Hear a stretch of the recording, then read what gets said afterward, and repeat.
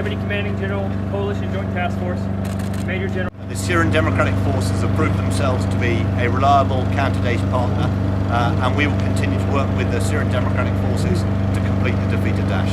So, the obstacles we face in Raqqa are, as I say, very much the obstacles that we expected. We know that Daesh is a brutal enemy. We know how they treat the people. Daesh are an enemy that is on the path to defeat, and that makes them more desperate. But be under no illusions, they are on the path to defeat. And so we are giving the SDF the support that they require to complete the liberation of the city. And that is being followed up here, as you know, in Syria, where the Syrian Democratic Forces are making excellent progress fighting their way into Raqqa.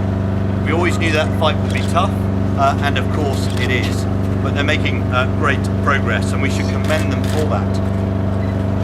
The liberation of Raqqa will be a really decisive blow to Daesh. It will complete the liberation of their so-called and self-proclaimed capital here in Syria, and when combined with the liberation of Mosul is fundamental to the defeat of Daesh. One of the things that's really important as Raqqa is liberated, as was the case in Mosul, is that all sides focus on the protection of civilians.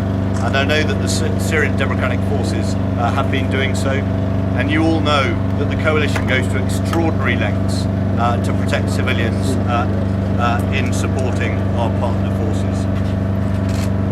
I would just say that the liberation of Raqqa, as with the liberation of Mosul, is not the end. It is actually the start of the process.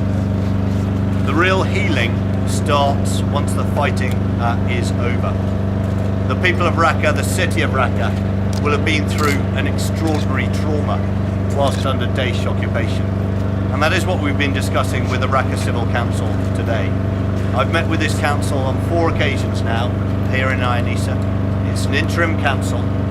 It is focused on helping the people of Raqqa. It is representative of the Raqqa, and it is and it must act in the interests of the people of Raqqa. Not only the broader province, but of the city itself.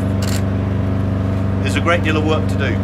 The Raqqa Civil Council, working with the NGOs, with the United Nations and others, have done great work in recent weeks to bring humanitarian assistance to the IDPs as they've come out from Raqqa and other areas.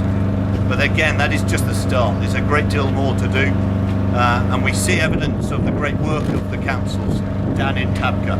Tabqa is in many ways a dry run for Raqqa. It's already been liberated, and you see the council down there bringing the support to the people that they need. Not just food and water, but education, beginning to turn on the lights, beginning to get the water flowing.